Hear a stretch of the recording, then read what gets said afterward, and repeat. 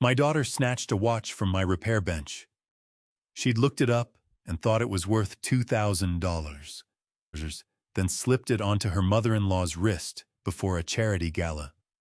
"Something this elegant belongs to people with real class," she sneered. I reached for it, but the woman recoiled at my oil-stained fingers. "Don't touch something this fine with those filthy hands." They burst out laughing. I didn't argue. I just looked at my daughter and smiled. "Remember those words. Tonight you'll wish you'd never said them." The laughter died instantly. A few hours later at the gala, that very watch made every one of them turn pale. "I am so grateful you are here with me tonight. Before we go any further, drop a comment and tell me what city or country are you watching from. I love knowing where the Dad Family Revenge community reaches. Your voice matters here." This story contains fictional elements crafted for entertainment and meaningful reflection.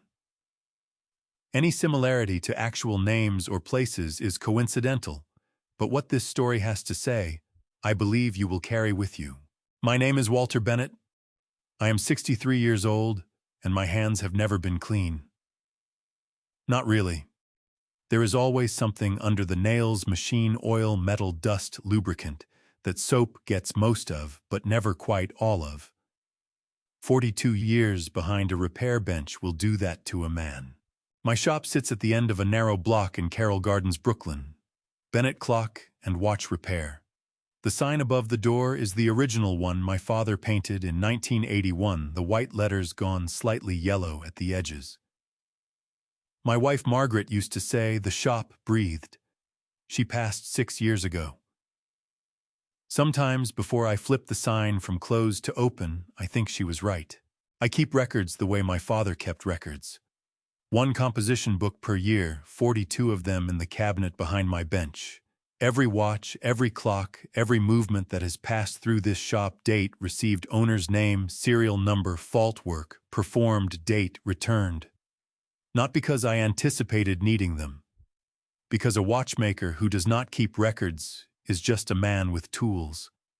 That Friday afternoon, I was 3 days into restoring a watch that did not belong to me. It belonged to Jonathan Sterling, 71 years old, chairman of the Sterling Children's Foundation in Manhattan. 3 weeks earlier, he had set it on my counter with both hands, the way you set down something that has already outlived several people you loved. 3 restoration houses had turned it down. The movement was too delicate, they said. Components no longer manufactured. I had turned it over once, felt the case back, understood immediately what the others had been afraid of, and told him to leave it with me. Jonathan's grandfather had worn this watch to his wedding in 1931. His father had worn it to Jonathan's christening. It was not worth $2,000. It was not worth $20,000. It was worth the kind of thing that does not appear in any price guide. I was working under the loop when Melissa arrived. She came through the door, first heels, sharp against the floor. 3 notes brighter than her real voice, already engaged. Behind her came Grant Holloway, her husband, in a jacket that cost more than my utility bills. Behind Grant came his parents, Charles, 68, silver-haired, the handshake man. Vivian, 64, wrists heavy with gold, before she even saw what was sitting on my velvet pad. They were dressed for the Sterling Children's Foundation gala at the plaza that evening. Jonathan had invited me as well. I had not mentioned this to Melissa. Her eyes found the watch immediately. "Is that new?" she asked. "It belongs to a client," I said. "Don't touch it." She picked it up before the last word left my mouth. Searched the model online. Laughed at the price. Then held it toward Vivian the way you offer fruit you have already decided someone will enjoy. "Something this fine only belongs to people of real class." Vivian slipped it onto her wrist. I walked around the bench and reached toward her. She pulled back so fast her bracelet rattled. Her voice dropped to the kind of quiet that is worse than loud. "Don't bring those dirty hands anywhere near something this fine." Grant laughed. Charles smiled with his mouth only. Melissa looked at the floor. I stood with my hand extended and looked at the oil in the lines of my knuckles, the calluses on my palm, the small scar below my right thumb from a slipped screwdriver in 1997. Then I laughed. Not the way you laugh when something is funny. The way you laugh when someone has just said something that explains more than they intended. I lowered my hand. I looked at my daughter. Remember those words, Melissa. My voice came out steadier than I expected. You are going to need them. Sooner than you think. The room went quiet, the way a power outage stops everything at once. I walked back to my stool, fixed the loop to my eye, returned to my work. They left 4 minutes later. Melissa paused at the door but did not turn around. I already knew something none of them did. In my line of work, that is the only advantage that ever matters. The Plaza Hotel on a Friday night in late September looks the way money sounds when it is trying very hard to be music. I arrived at 8:47, which was late enough that the entry hall was already thick with perfume and conversation, and the particular brightness of people who have decided the evening is going well. I was wearing my gray suit, the one I have owned for 11 years, and had pressed twice. I was carrying my small tool case, the one that looks like a doctor's bag from a distance, and like exactly what it is up close. The doorman looked at the case, then at me. Then he stepped aside. Jonathan had left my name at the desk 3 weeks ago, the same afternoon he left the watch. He had written it himself in the reservation book, he told me later, because he wanted to be certain. I was crossing the lobby when I heard my daughter's voice cut through the noise. Dad. Melissa appeared from my left, moving fast, her evening gown catching the light in a way that told me it was expensive.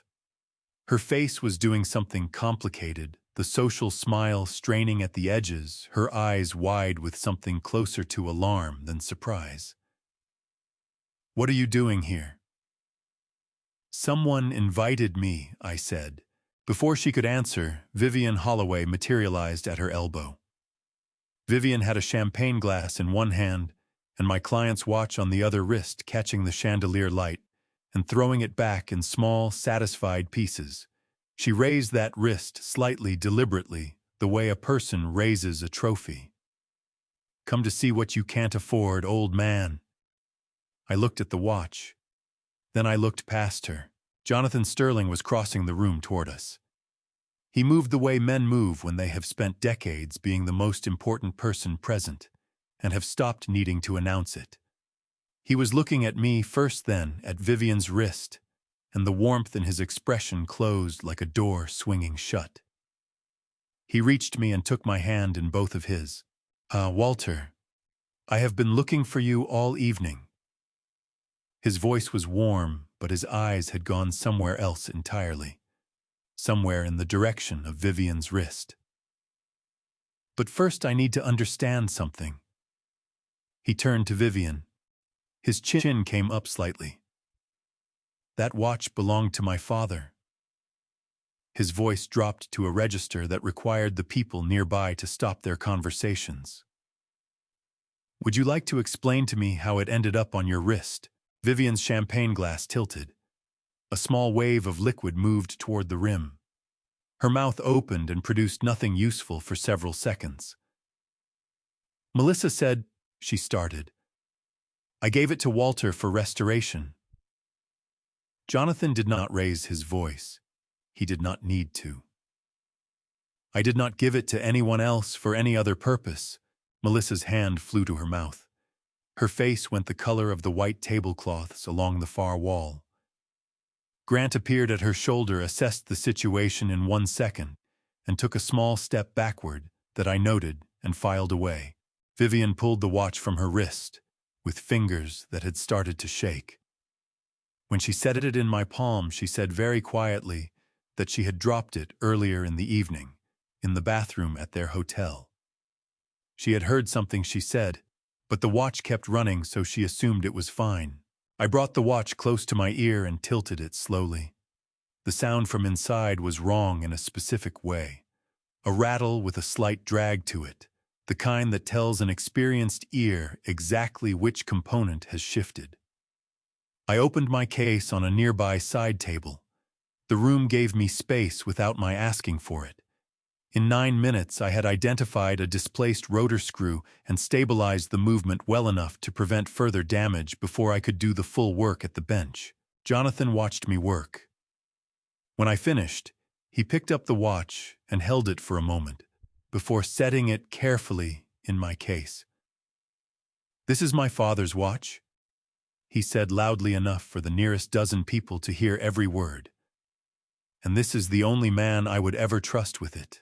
Melissa's evening gown was very still.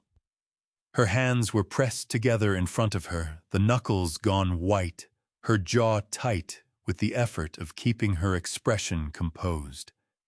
She was losing that effort, and she knew I could see it. Across the room, Charles Holloway had stopped his conversation. He was looking at me the way a man looks when he has just recognized something he was hoping not to see. Not contempt, not amusement, calculation.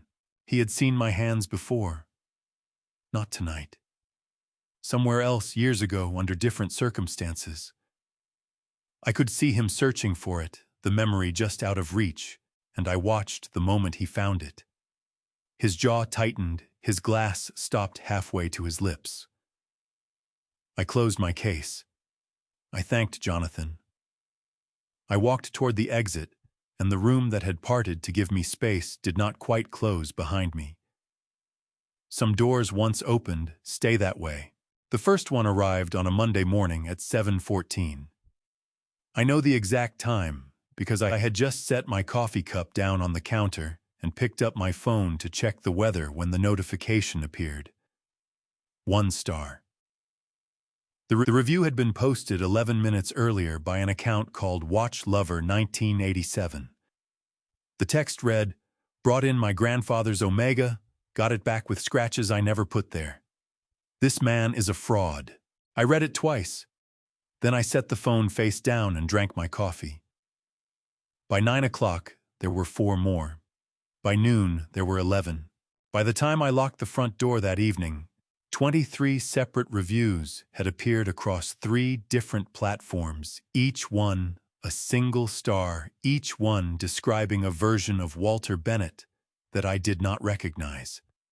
A thief, a careless old man, someone who swapped original parts for cheaper replacements and charged full price for the difference.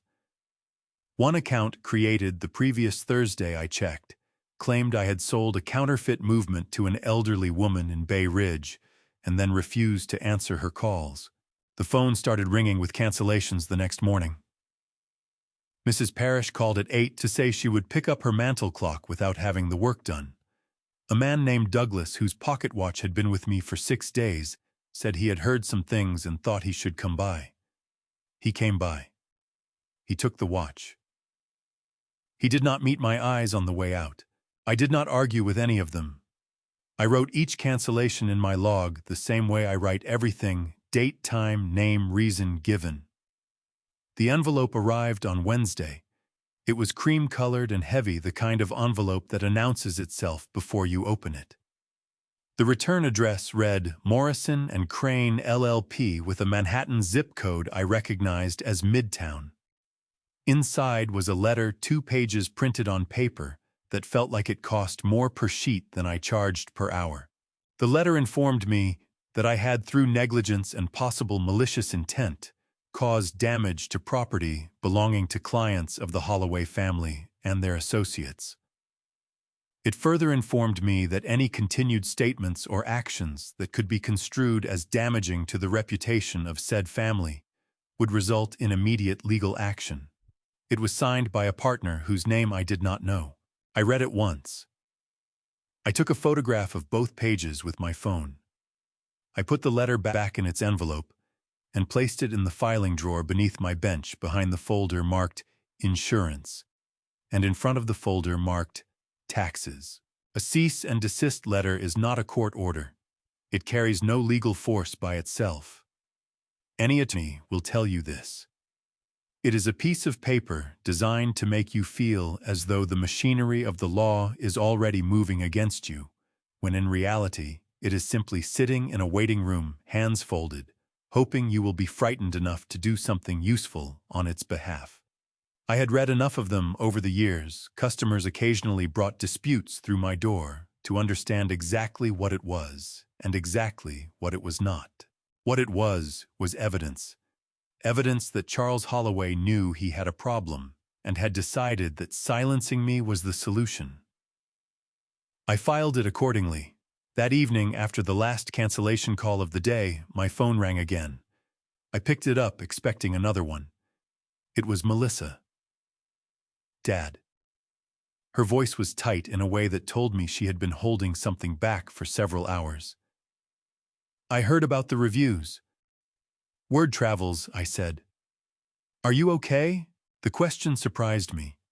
It was the first time in longer than I could easily calculate that she had asked it without the asking being part of a larger performance for someone else's benefit. Her voice was just her voice, tired, a little raw at the edges. I'm fine, I told her. Dad, you're 63. A breath on the line, unsteady. Maybe it's time to think about... I'm not done yet, Melissa. She went quiet for a moment. Not the dismissive quiet of someone who has stopped listening. The quiet of someone who has just heard something they were not prepared for and need a moment to decide what to do with it. Okay, she said finally. Very small. Okay. After she hung up, I sat with the phone in my hand for a while. Then I opened the screenshots folder I had been building since Monday morning, 31 images by that point. Each one time-stamped, each one capturing a review and the account information attached to it. The accounts had been created in clusters, 6 on the same day, 4 more 2 days later. The writing style shifted slightly between groups, but held certain patterns, the same sentence construction, the same tendency to use the word negligent, the same rhythm in the complaints that suggested they had been written from a template and then lightly varied. People who build lies always build them the same way. They cannot help it. Consistency is a habit, and habits leave marks. I had 31 marks to work with. I did not know yet that they were going to be the least interesting evidence I would collect before this was finished. But I knew they were a beginning. And in my experience, a beginning is always enough. Samuel Reed answered on the second ring, which meant he was already at his desk. Samuel is 66 years old and has been buying and selling antiques in Brooklyn for 31 years. He operates out of a storefront on Atlantic Avenue that smells like old wood and linseed oil and the particular dusty sweetness of things that have outlasted their original owners. We have known each other since the early 90s when he brought me a French carriage clock with a broken escapement and stood at my bench for 40 minutes watching me work without saying a single word. At the end of those 40 minutes, he said, "You're the best I've ever seen." And I said, "I know," and we have been friends ever since. "I need a second set of eyes," I told him. On what? 31 screenshots. Possibly more by the time you get here. He arrived at the shop an hour later with a paper bag from the diner 2 blocks down and the reading glasses he refuses to wear in public. He sat across from me at the work table, spread the printed screenshots between us, and began reading with the systematic patience of a man who has spent 3 decades evaluating things that are not what they claim to be. He got through the first 8 without comment. On the 9th, he stopped and tapped the paper with one finger.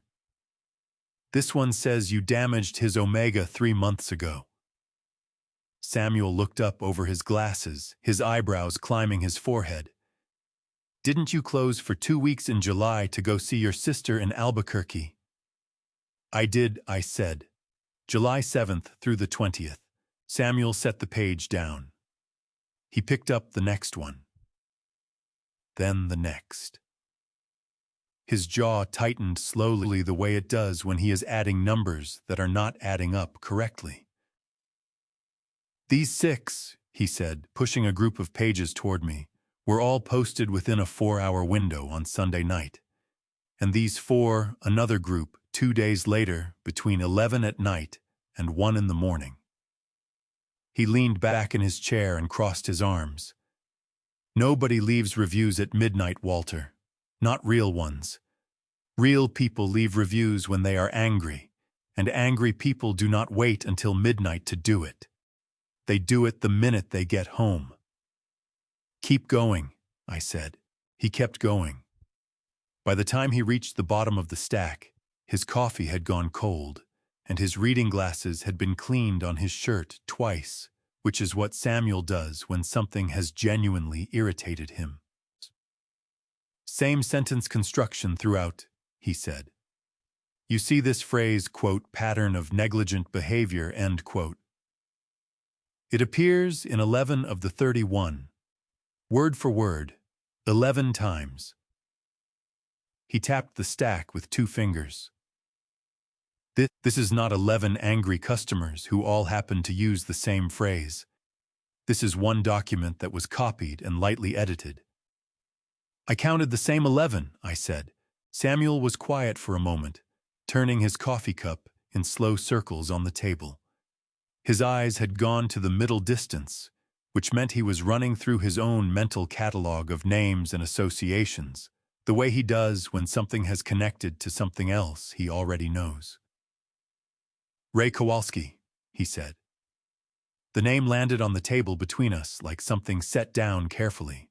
Ray Kowalski was 55 years old and operated as a middleman in the antiques world, the kind of person who existed in the space between buyers and sellers and made his living ensuring that certain transactions remained difficult to trace directly back to their origins. Samuel had crossed paths with him 3 times over the years. Each time the crossing had left Samuel with the distinct impression of having narrowly avoided stepping in something unpleasant. "You think Kowalski is connected to the Holloways," I said. "I think Kowalski is connected to anyone who pays him," Samuel said. "And I think Charles Holloway is exactly the kind of man who would know how to find someone like Kowalski." He set his cup down. "The IP clustering on these reviews, they're all coming from the same geographic pocket. I can narrow it down with the right tools, but my guess is Los Angeles." "That is a long way to go to leave fake reviews," I said. "That is the point." Samuel stood and began stacking the pages into a neat pile. "You hire someone far enough away that the connection is not obvious. You pay them to use a reputation management service. There are companies in LA that do nothing but this, Walter. Entirely legal on its face. Technically, they are just encouraging satisfied customers to share their experiences." He made a short sound that was not quite a laugh. "The satisfied customers just happen to have been invented." He handed me the stack. I set it in the filing drawer alongside the cease and desist letter and the insurance folder and the taxes folder. "I want to know more about Kowalski," I said. Samuel nodded slowly. He was already thinking about it. I could see it in the way his eyes had gone distant again, running the problem through the same methodical system he uses to evaluate a piece of furniture whose provenance does not quite match its claimed age. "I will make some calls," he said. "Carefully." "Carefully is fine?" I said. "Carefully is exactly right." After Samuel left, I stood at my bench for a while, looking at the row of clocks along the back wall. Every one of them ticking at its own interval. Every one of them keeping a record of exactly how much time had passed since the last time someone set them correctly. People who lie always leave too much behind to compare. I just needed time, and time in my shop was the one thing I had never run short of. The bell above the door rang at 10:23 on a Wednesday morning, and the man who came through it moved the way very old men move when they have decided that slowness is not the same thing as weakness deliberately. with a kind of compressed patience in every step. He was 82 years old, brown cardigan elbows gone soft from washing. He was carrying something in both hands, held slightly away from his body, the way you carry something that matters. I recognized him before he reached the counter. "Henry," I said. Henry Marsh set the watch on my velvet pad with both hands, then straightened, slowly pressing one fist against the small of his back. "Still running," he said. It was a Hamilton pocket watch railroad grade, the case worn smooth from decades of handling. I had restored it 27 years ago, after Henry inherited it from his father. When he came to collect it and asked what he owed, I told him nothing. He had just lost his job. He came back 8 months later with a check and a handshake that meant more than the money. Now his eyes were wet at the corners in a way he clearly was not going to acknowledge. "I heard what they're doing to you," he said. His voice carried the roughness of a man who had been rehearsing the drive over. "Saw those reviews. My granddaughter showed me."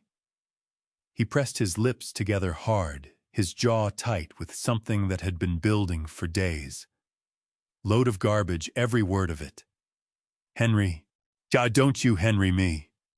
His finger came up pointing at the watch, trembling slightly, not from age. 27 years, Walter. Not one problem. Not one." He pulled his phone from his cardigan pocket and showed me a photograph he had already taken of the open movement. "My granddaughter is going to help me post it to one of those collector groups. Thousands of people in them." He squared his shoulders. "I'm going to tell them exactly what you did for me.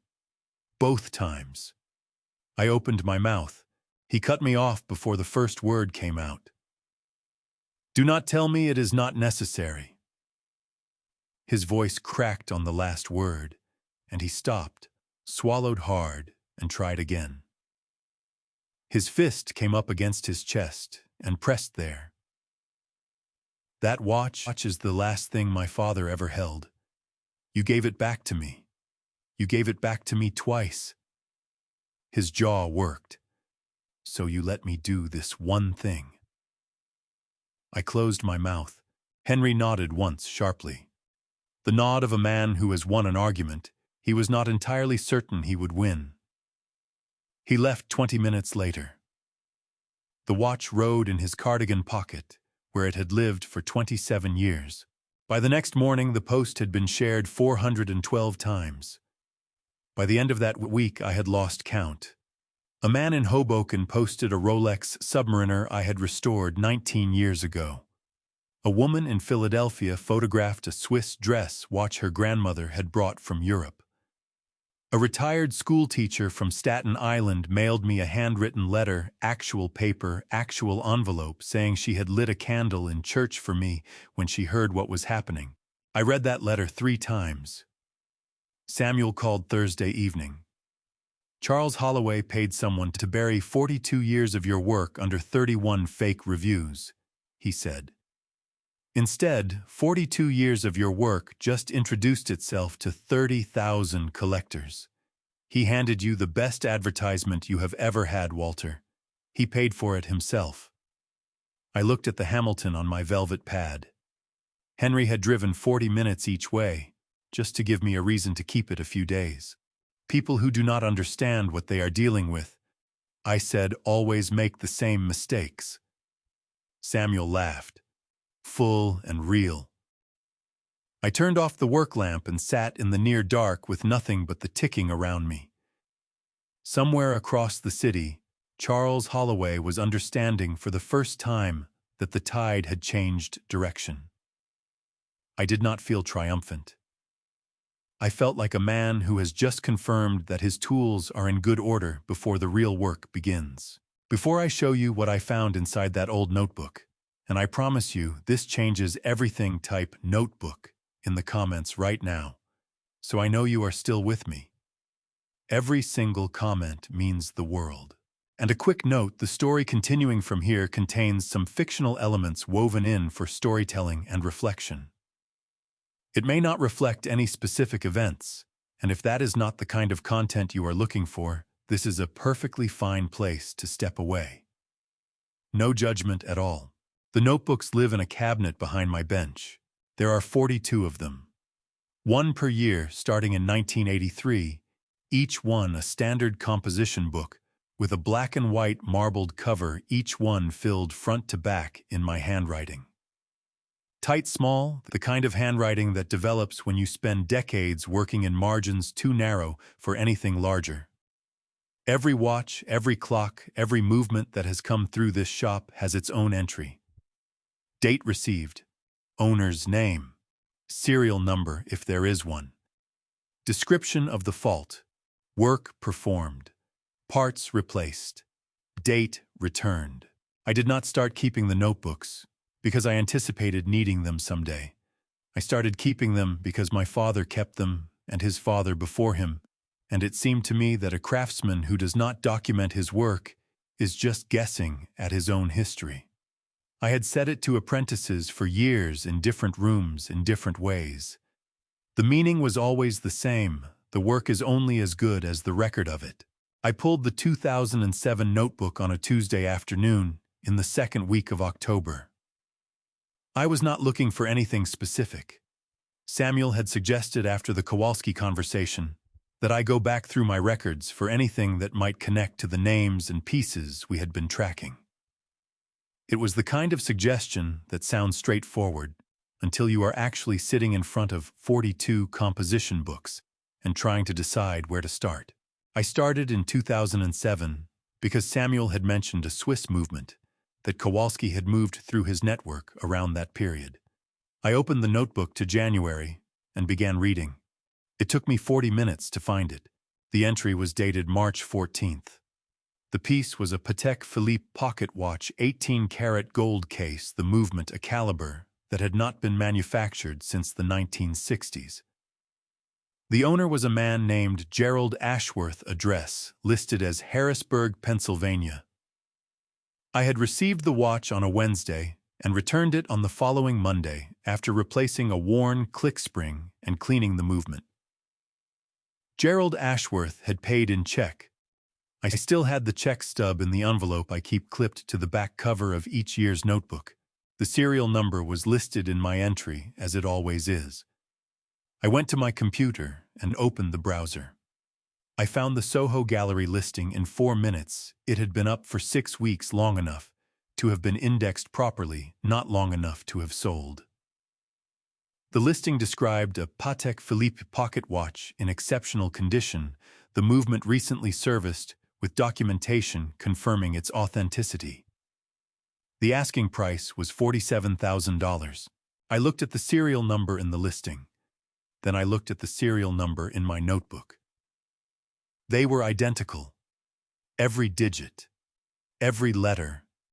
My chest did something that I could not have described precisely, not quite a skip, not quite a drop, but some rearrangement of the normal order of things, as though the gears had shifted into a configuration they had not used before.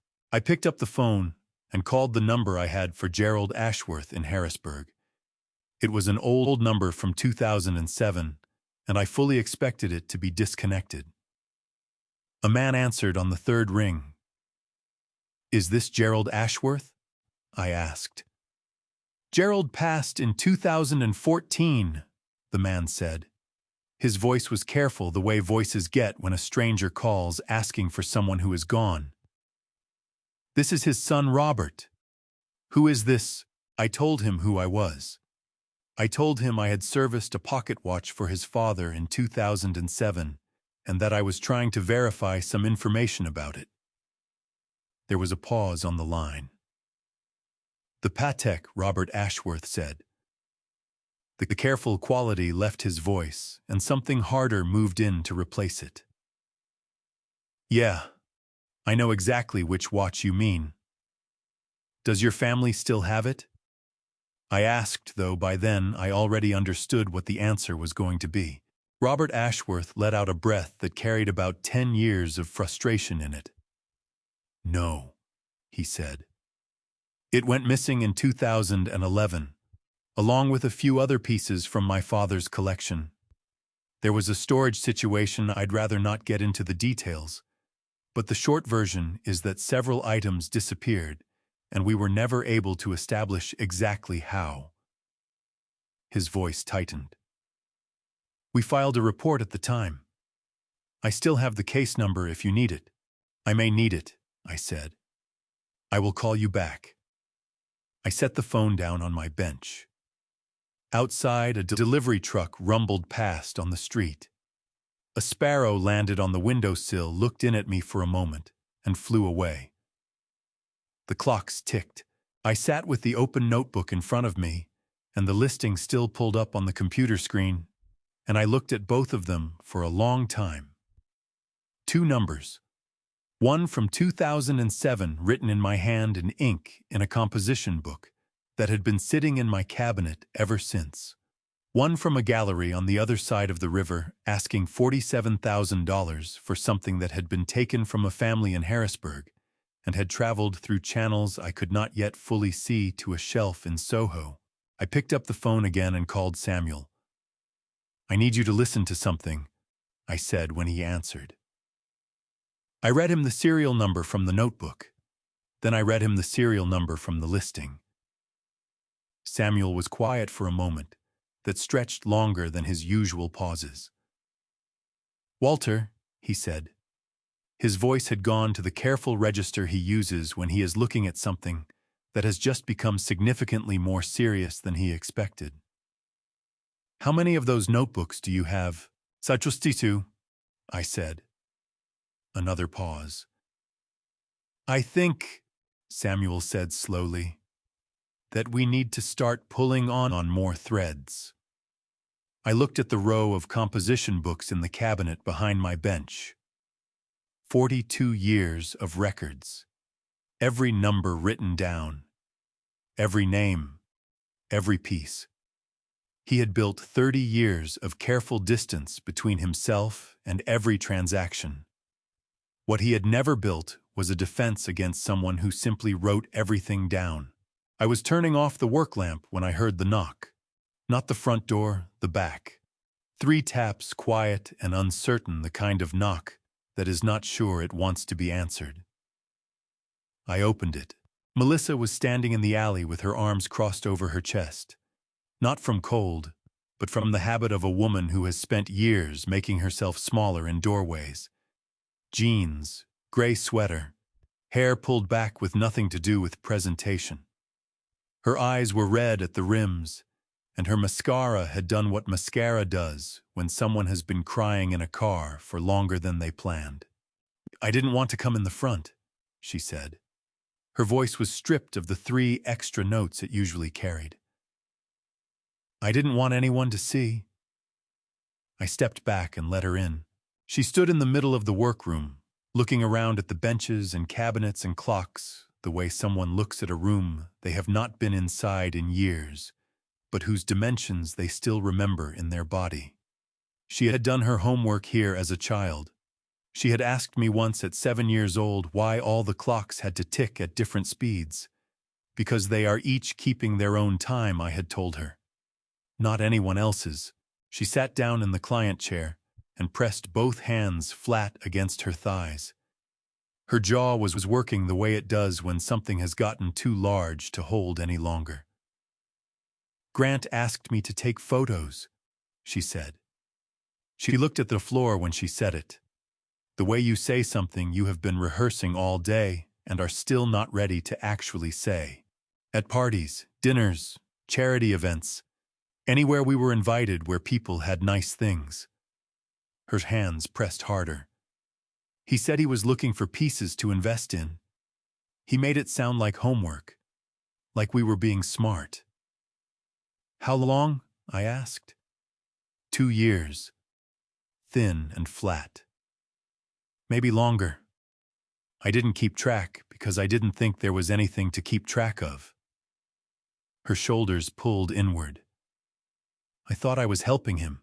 She pulled out her phone. Her hands were shaking genuinely, the kind that starts somewhere deeper than the hands and works its way out. She set the phone on the work table facing me. The photographs were of rooms I recognized. The Sterling house was among them, the shelves behind the fireplace, every piece Jonathan had inherited from his father. Captured in careful detail. Every angle. Samuel put my photos next to items that appeared on the market through various dealers. She pressed her lips together until they went white. Dad. Her voice broke completely on that one word. They match. Almost all of them match. Her shoulders shook, and the sound that came out of her was the kind that happens when someone has been holding grief in a very small container for too long, and the container has finally given way. She pressed both hands over her mouth, but it did not help. I filled the kettle, brought the tissue box over, sat back down across from her. I should have asked questions, she said, pulling a tissue, her whole body curved forward like something bent by weather.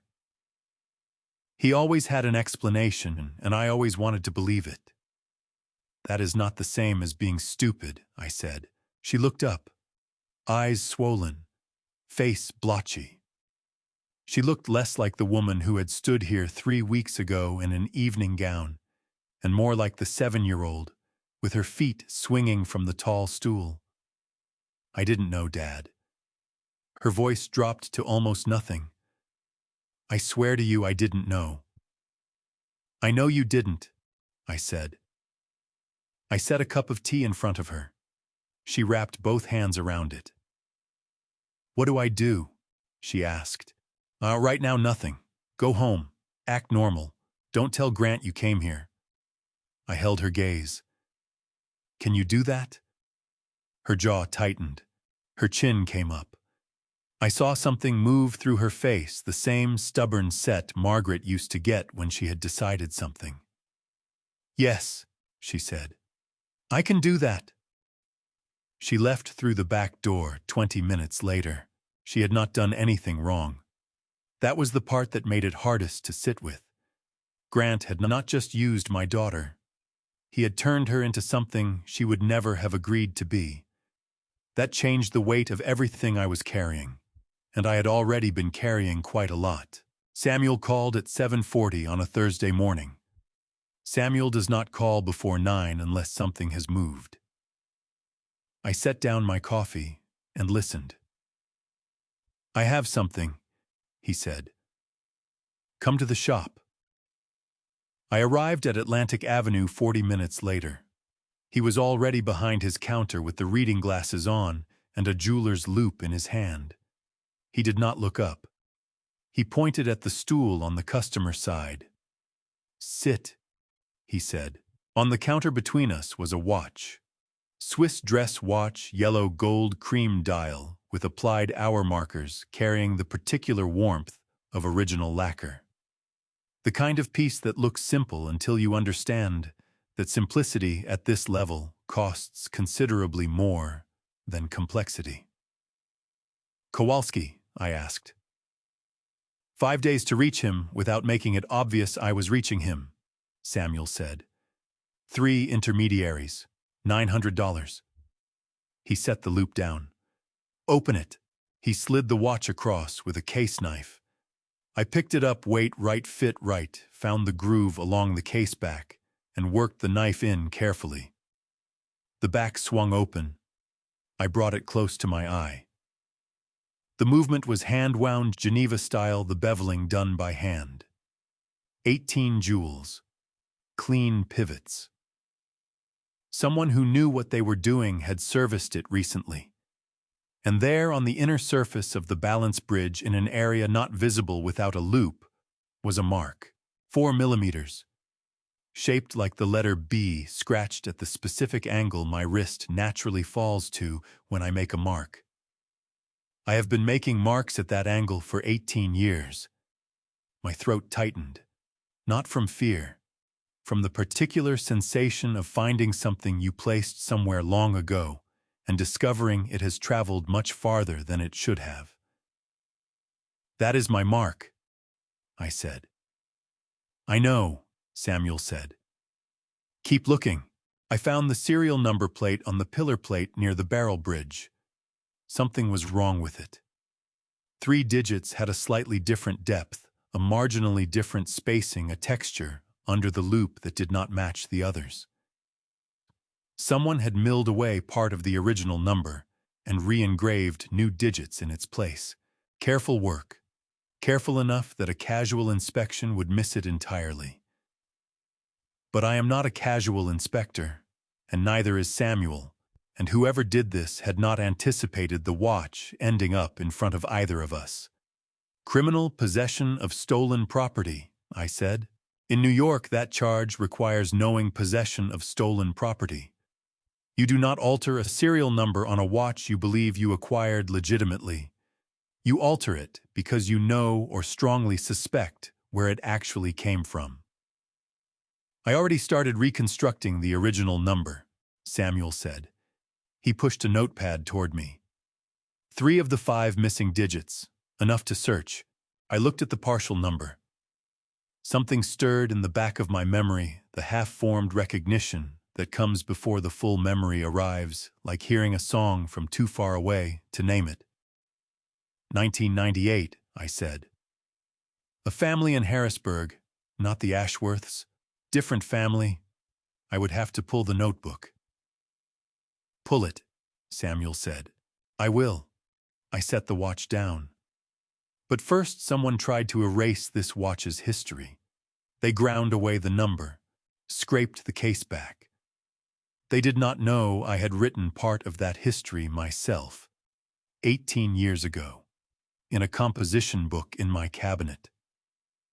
Samuel looked at the watch, then at me. His voice went quiet in the way it goes when he is genuinely moved and does not want to make a production of it. What do you want to do? He asked. I thought about Gerald Ashworth's watch in the Soho Gallery at $47,000. I thought about Melissa sitting in my workroom with tea she never drank.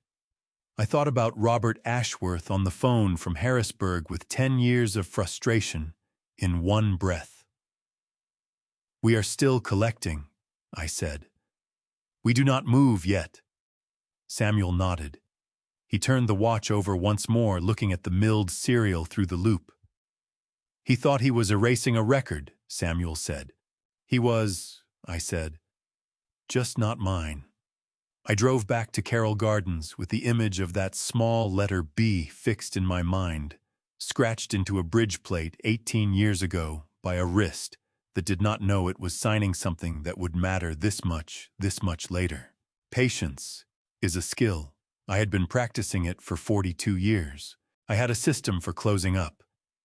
Every evening, same order lamp off loop in its case tools, wiped entries, written front door checked, back door checked, alarm set.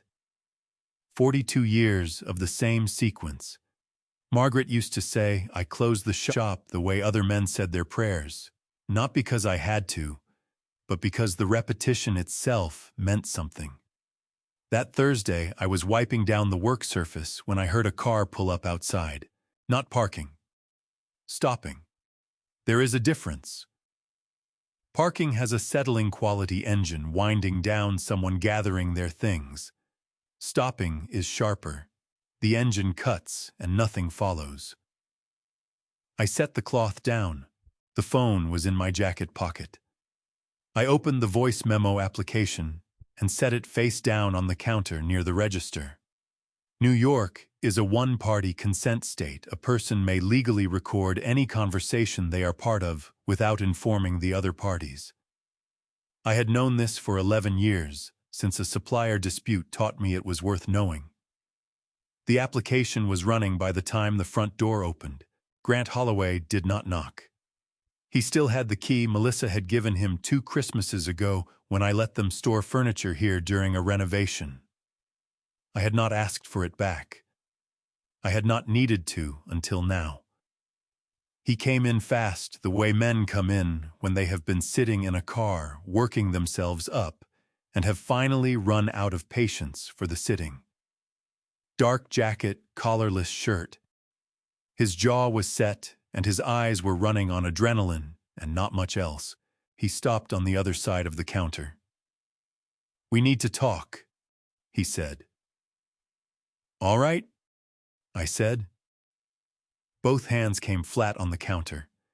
His knuckles went white against the wood. I could see the tension running up through his forearms that he was not managing as well as he thought. "You need to stop," he said. "Whatever you think you are doing, the questions, the records, whatever game you are playing with Samuel Reed, you need to stop." "I am not playing a game," I said. "You are an old man who fixes watches in Brooklyn." His voice climbed on the last words, losing the control he had walked in with. "And if you cannot figure out that an old man who fixes watches in Brooklyn should keep his head down and his mouth shut, then I am here to help you figure it out." He leaned forward, close enough that I could see the brightness in his eyes that belongs to someone who has frightened themselves into action and has no way back. "You have until Friday. Close this shop. Go somewhere quiet." He held my gaze. "This is your only warning." I looked at the white knuckles on my counter, the jaw working slightly, the eyes bright and hard, and underneath the hardness unmistakably afraid. Grant was not there because Charles had sent him. Charles operated through lawyers and careful distance. Grant was there because Melissa had been asking questions, Samuel had been making calls, and the machinery he had relied on was making sounds it had not made before. Sitting still had become unbearable. Afraid men almost always say more than they intend to. "I heard you," I said. I reached under the counter, picked up the cloth, and finished wiping the surface. The vein in his jaw jumped. "Did you hear what I said?" "Every word I said." "You should go home, Grant." He stood 10 more seconds. I counted them against the regulator clock on the back wall. Then he pushed back from the counter and walked out. The door did not quite slam. The sound of a man who wanted to slam it and caught himself, which is in some ways worse. I picked up the phone and played back the first 30 seconds. Grant's voice came through clean. "Every word. Close this shop. Keep your mouth shut. This is your only warning." I saved the file with the date and time. Then I called Samuel. "Grant came by tonight," I said. A pause. "And he talked?" I said. "Quite a bit." Another pause. Then a sound that was not quite a laugh, but was in the same neighborhood. "How much did you get?" "All of it," I said. I heard him exhale on the other end. The exhale of a man who has watched a door open he was not certain would open. "Walter," he said. "I think it is time to call Jonathan." I looked at the clocks on the back wall, everyone ticking, everyone keeping a record of exactly how much time had passed. 3 pieces of evidence in 1 week.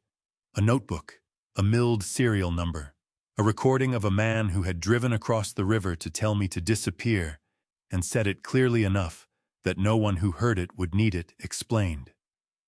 He had sent the wrong man to deliver that message, and that man had said exactly enough. Jonathan called on a Monday morning 4 days after Grant had stood at my counter and told me to disappear. His voice had the quality it carries when he is chairing a board meeting, measured, deliberate. But underneath there was something else. A tightness in the consonants. The compression of a man who has discovered something he wishes he had not, and has spent several days deciding what to do about it. "Walter," he said, "I think it is time we had a different kind of conversation." We met at the shop. He arrived alone, which surprised me. No assistant, dark coat, carrying nothing. Not a meeting he had put on anyone else's calendar. That much was clear.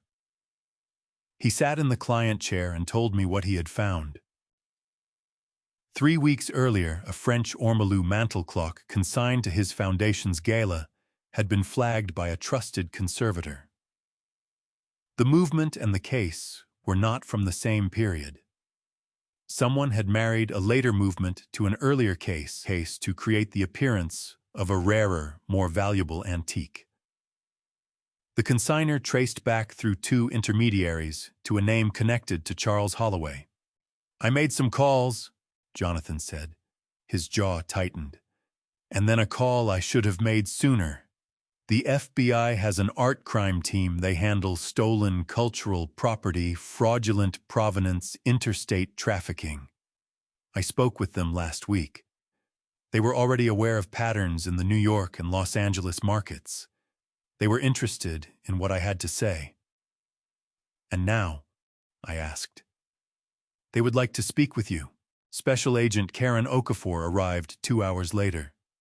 45 years old, gray wool coat, dark slacks, no credentials visible until I asked. She sat in the same chair Jonathan had used and looked at me the way people look at things they are evaluating, not unkindly, but thoroughly. "Mr. Bennett," she said, "Jonathan tells me you have been keeping records." 42 years of them," I said. No hesitation. "The recent ones are more directly relevant." The corner of her mouth moved. Not quite a smile. The acknowledgement of someone who appreciates precision. I laid everything out in order the way I set tools before beginning a restoration. The 2007 notebook opened to the March 14th entry. Gerald Ashworth Harrisburg serial number. The Soho Gallery listing beside it, $47,000, same number. 31 screenshots organized by date and platform, with Samuel's IP cluster analysis on a separate sheet. The cease and desist letter from Morrison and Crane. 2 pages on heavy cream paper. The recording from Thursday evening. I played 30 seconds. Grant's voice filled the space between us. "Close this shop. Keep your mouth shut. This is your only warning." Karen wrote in her notebook without looking down at it. Then she set a photograph on the table. A trade publication printout from the September gala. In the background, a woman in an ivory dress with her arm extended, a watch on her wrist. "I noticed the photographer that evening," I said. "Registered him and moved on. He did not know what he had captured," Karen said. She tapped the image. "This establishes the watch was present on that wrist at that time. Combined with your repair record and Jonathan's account, it closes a gap that would otherwise require testimony alone." She read the cease and desist letter without rushing. When she set it down, she called it consciousness of guilt, the legal principle that a person's actions following an event can be used to infer their awareness of wrongdoing. A man who believes he has done nothing wrong does not hire a Manhattan law firm to silence the person who watched his daughter-in-law leave wearing another man's property. "The recording," she said. "One-party consent properly obtained. ID New York Penal Law, Section 250. I said. "I was a party to the conversation. The device was in my possession on my premises." She nodded and made another note. Then she set the pen down for the first time. "How long have you been keeping records like this?" 42 years, I said. She looked at the filing drawer, at the notebook, at the organized stack. "Good," she said. "Don't stop." She left with copies of everything. I returned each original to the drawer in the same order. Jonathan had waited outside. When Karen's car pulled away, he came back in. "Well," he said. "She is good," I said. He looked at the drawer, then at me. "I should have done this sooner." "You did it when you were certain," I said. "That is different from waiting too long."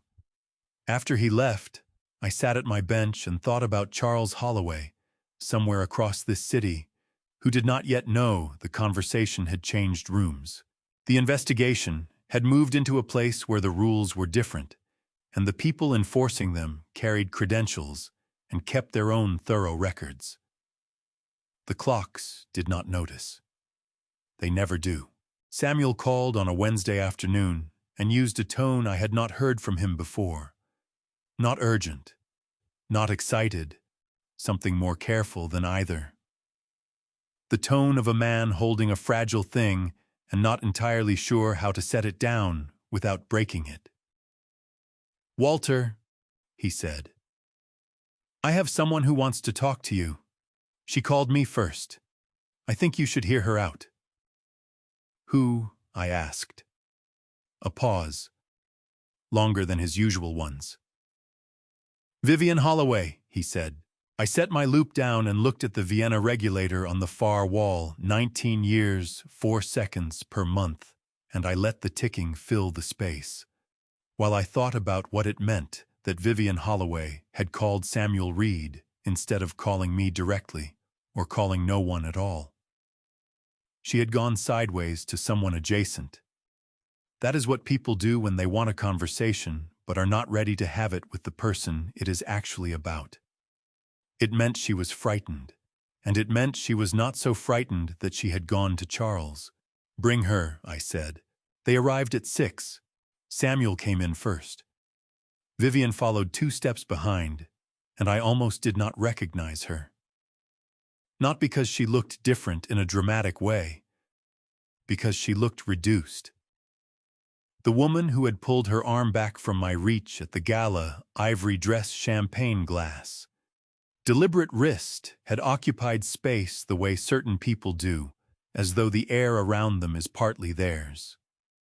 This woman wore a dark coat and flat shoes and kept her hands deep in her pockets and moved through my doorway as though she was not entirely certain she had the right to be there.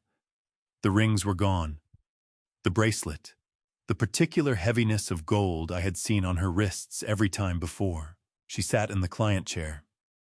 Samuel stood near the door with his arms crossed. She looked around the shop, the benches, the cabinets, the clocks, the smell of machine oil and old wood the way Melissa had looked around it weeks before. Then she looked at me. What was in her face was not remorse. Remorse requires time and distance.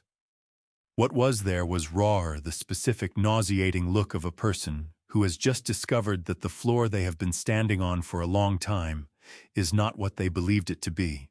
"I did not know," she said. Her voice was steady in the way voices are steady when the person using them has been holding themselves together for several days and has gotten very good at it. "I want you to understand that before anything else. I did not know." "All right," I said. She reached into her coat pocket and set 3 photographs on the work table between us. Printed on ordinary paper, the kind you print at home when something cannot wait. Her hands were not shaking. I gave her credit for that. "Charles gave me these," she said, touching each in turn. "The emerald brooch at our anniversary dinner. The pearl bracelet at Christmas. The sapphire ring on my birthday last spring." She pulled her hands back into her lap. "I wore them. I thanked him. I did not ask where they came from." Her jaw tightened so hard I could see the muscle move beneath the skin. "Because I did not think I needed to." "What changed?" I asked. A forum," she said. "An antiques forum I use occasionally. There was a post about a stolen collection, a family in Los Angeles, their home broken into in 2019, several pieces taken. The post included photographs." She touched the image of the emerald brooch with one fingertip very lightly, the way you touch something you are no longer sure belongs to you. "This was in the photographs." The word sat between us like something set down too hard. "I checked the other 2, she said. Her voice dropped, and for the first time it lost its steadiness, not dramatically, but in the small private way of someone saying out loud, the thing they have been hoping was not true. "Both appear in other reports. Different families, different cities." Her eyes were dry, but the skin around them was tight in a way that told me they had not always been dry. "He gave me stolen jewelry, Mr. Bennett. He put it on my body and took me to dinner, and I wore it, and I smiled, and I did not know." I looked at the 3 photographs. Good pieces. The emerald brooch in particular was exceptional Georgian, setting the kind that appears in estate auctions, perhaps once a decade. She had not come here because she wanted to help me. She was 64 years old, and her name was on every guest list Charles had ever attended, and the jewelry stolen from families in Los Angeles had been sitting in her jewelry box. She had worn it. She needed someone with appropriate authority to know that she had not known. Fear is an underrated motivator. It moves people to do things that goodness alone sometimes cannot. "Mrs. Holloway," I said, "are you willing to put what you just told me in writing?" Her chin came up, the reflex of a woman who has spent decades in rooms where posture is armor. The armor was thinner now. I could see the effort it cost her. "Yes," she said. "That is why I came." She wrote for 40 minutes using the legal pad I keep for client estimates. 3 pages front and back in handwriting that was controlled and slightly too regular, the handwriting of someone concentrating on each letter, because concentrating on letters meant not having to feel the full weight of what the letters were saying. Samuel made coffee. Vivian did not drink hers. I read each page as she finished it. It was thorough.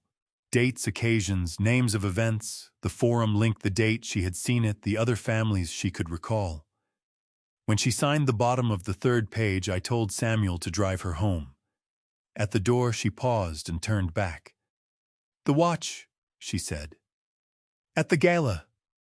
I genuinely did not know it belonged to someone else." "I know," I said. "Melissa told you it was mine." She nodded once. Then she walked out and Samuel followed. I sat alone at my bench with 3 pages of handwritten testimony and 3 photographs of stolen jewelry and the particular stillness of a room that has just held something heavy and is still settling back into its usual shape. The Holloway women had both been used by the same man. One had come through the back door in the dark, shaking mascara on her cheeks, nowhere else to go. The other had come through the front door, dry-eyed and frightened, and written 3 careful pages because her name was at stake, and she understood exactly what that meant. Different roads. Same destination. Before I called Karen, I called Samuel. He had mentioned a Connecticut private collection earlier that week, a name that kept appearing at the edges of what Kowalski had described. I told him I was going to start pulling notebooks. He said to start with 2002. I called Karen Okafor at 8:30. "I have a written statement," I said, "from inside the family." A pause, the kind that belongs to someone who has just heard something shift. "From whom?" she asked. "Vivian Holloway," I said. A longer pause. "I will be there tomorrow morning," she said. I saw the car before the door opened. A black sedan, late model, the kind that is comfortable enough to suggest money, without being conspicuous enough to announce it. It pulled up in front of the shop at 9:40 on a Tuesday morning and sat there for almost a full minute before anyone got out. That minute told me something. People who arrive somewhere and immediately get out are running on impulse. People who sit in cars for a minute before getting out are running on a plan. I set down the movement I had been working on, a 1950s Longines dress watch with a worn crown wheel, and I did not pick up anything else. I folded my hands on the bench and I waited. Charles Holloway came through the door first. He was wearing a charcoal suit with a pocket square, and he moved through my shop the way he moved through every room I had seen him in, as though the space had been expecting him and had arranged itself accordingly. Behind him came Grant in a dark jacket, his eyes moving across the room with the quick scanning quality of someone performing a task rather than paying a visit. And behind Grant came two men I recognized from the New York antiques circuit dealers, both of them the kind whose names appear in the acknowledgments of auction catalogs. Grant let the door close behind him. His right hand went to his jacket pocket in a movement that was casual enough to be intended to look casual, which meant it was not casual at all.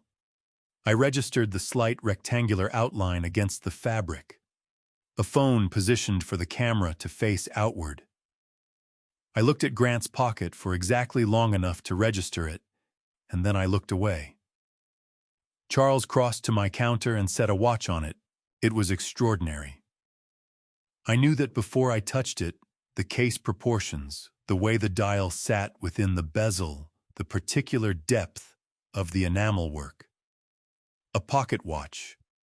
Late 19th century, the kind of piece that appears in major auction houses once every several years and generates the sort of bidding that makes the trade publications. "I would like your assessment," Charles said. His voice carried the pleasant confidence of a man who believes he is about to watch someone fail in front of witnesses. This was the plan. I understood it completely within the first 30 seconds.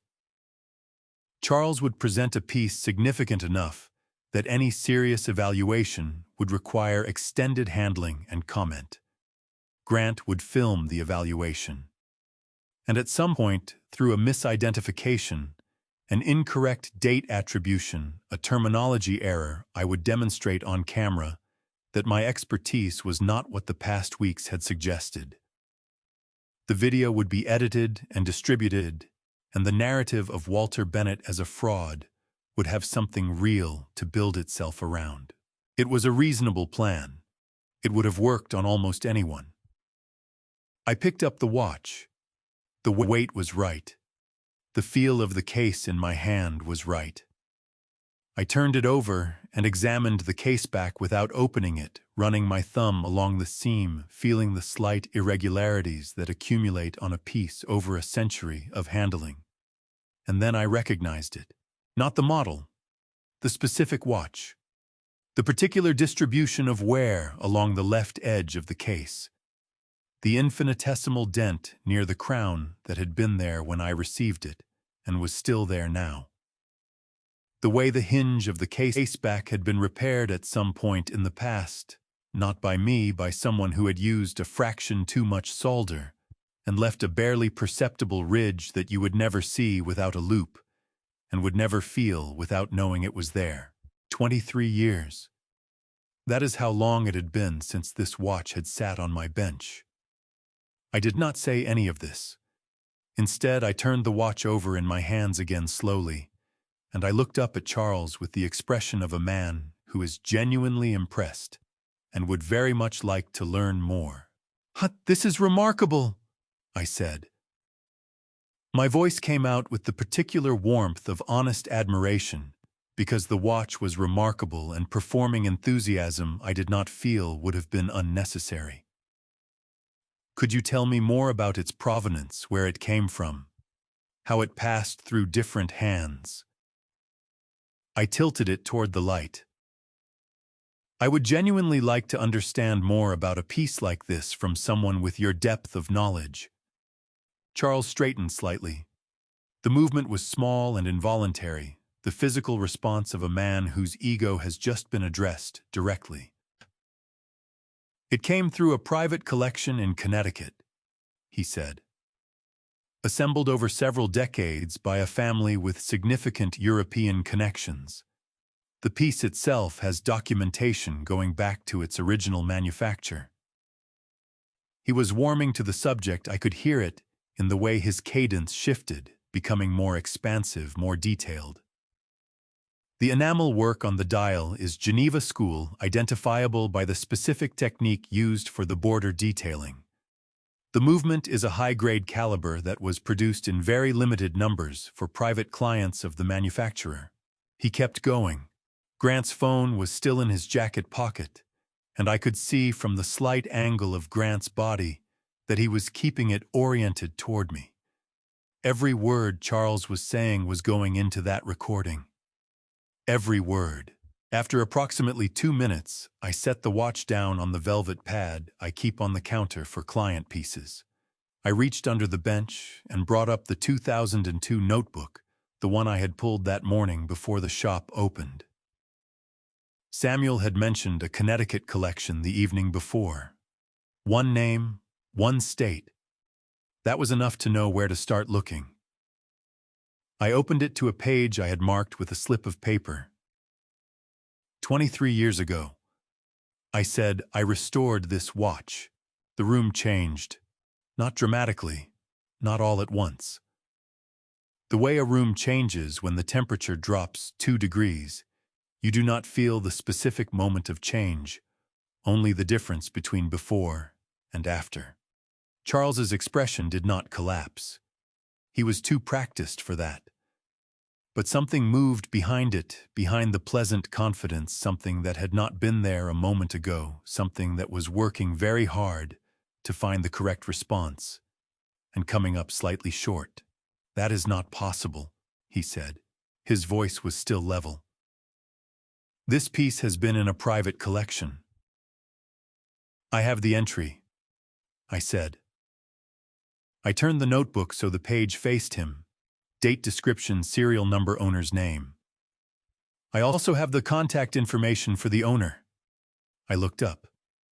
He is still alive. I called him last week. Grant's hand moved toward his jacket pocket. I did not look at him. The serial number is in the entry, I said. Would you like to open the case back and compare? I offered Charles the case knife. He did not take it. One of the 2 dealers from the antique circuit stepped forward and picked up the knife himself. He opened the case back with the efficiency of a man who has done it many thousands of times. He held the watch under the counter light and looked at the serial number on the pillar plate. Then he looked at the number in my notebook. He set the watch down. He looked at Charles. Then he looked at me. Then he looked at the floor, in the way people look at the floor when they have just understood something they wish they had not come here to understand. The second dealer had gone very still near the door. Charles straightened the pocket square in his jacket with 2 fingers, the gesture of a man who needs something to do with his hands. I will need to verify the documentation, he said. Of course, I said. He picked up the watch from the counter. He turned and walked toward the door. Grant followed, putting his phone away with a movement that had lost all of its earlier casualness. The 2 dealers followed without speaking. The door closed. I stood at my counter for a moment, looking at the open notebook at the entry I had written 23 years ago, in the same tight, small handwriting I still use today. Grant had come in recording, expecting to capture my failure. He had captured Charles Holloway, describing the history of a stolen watch, with the specific detailed accuracy of a man who knew exactly where it had come from, and exactly how it had gotten to where it was. I picked up the phone and called Karen Okafor. He came to catch me making a mistake, I said when she answered. And, she said, he left having made one himself, I said. I will send you the notebook page. You will want to know about a watch that left a private collection in Connecticut and arrived on my counter this morning with Charles Holloway holding it. A pause. Walter, Karen said. Her voice had the quality it gets when something has moved in a direction she had been working toward. I think we are getting close. We are, I said. But we are not done yet. The rain started around 8 and had not stopped by 10. I could hear it against the front window of the shop. Not the sharp directional sound of a proper storm, but the flat, persistent sound of rain that has settled in for the evening and has no particular intention of leaving. I had been reading at my bench a book about horology that I had owned for 30 years and returned to periodically, the way you return to things that have no urgency but require a certain quality of attention that only certain evenings permit. The knock came at 10:17. Back door again. 3 taps, the same as before. but different from before in a way I registered. Before I was fully conscious of registering it, softer, less certain, the knock of someone who has been standing in the rain for long enough that the cold has gotten into their hands, and the certainty has gotten out. I set the book down and went to the back. Melissa was standing in the alley with her arms wrapped around herself, and she was soaked through in the particular way that happens when someone has been outside without a coat for longer than they planned. Her hair was flat against her face and her shoes were dark with water, and she was shaking, not the delicate shaking of someone who is cold, but the deeper whole-body shaking of someone who is cold and frightened, and has been holding themselves together for too long, and has finally arrived somewhere they can stop. She did not say anything when I opened the door. She just looked at me with her jaw clenched, and her eyes very bright, and her lower lip doing something she was clearly working hard to control. And I stepped back, and she came inside. I guided her to the workroom. She sat in the client chair, and I got the old blanket I keep in the cabinet above the kettle. Margaret bought it at a church sale in 2001, green wool, slightly scratchy, the kind of blanket that is not comfortable so much as substantial, and substantial was what was needed, and I set it around her shoulders. Her hands came up automatically and gripped the edges of it and pulled it tight. I put the kettle on. I did not ask anything. I had learned from the last time she came through the back door that the questions could wait and the tea could not. And this was worse than that night. And the rain was louder, and her shaking was deeper, and the questions could definitely wait. She spoke first. "He took the money." Her voice came out in pieces, each word slightly separated from the next, the way speech sounds when the body is working too hard on other things to give language its full resources. All of it. The joint account. I went to use my card this afternoon, and it was declined, and I called the bank, and they said. She stopped, swallowed. Her throat worked visibly. They said the account had a zero balance, that a transfer had been initiated 2 days ago. She pressed her lips together. He moved everything to an account I'm not on. In New York, a joint bank account can be legally accessed by either party without the consent of the other.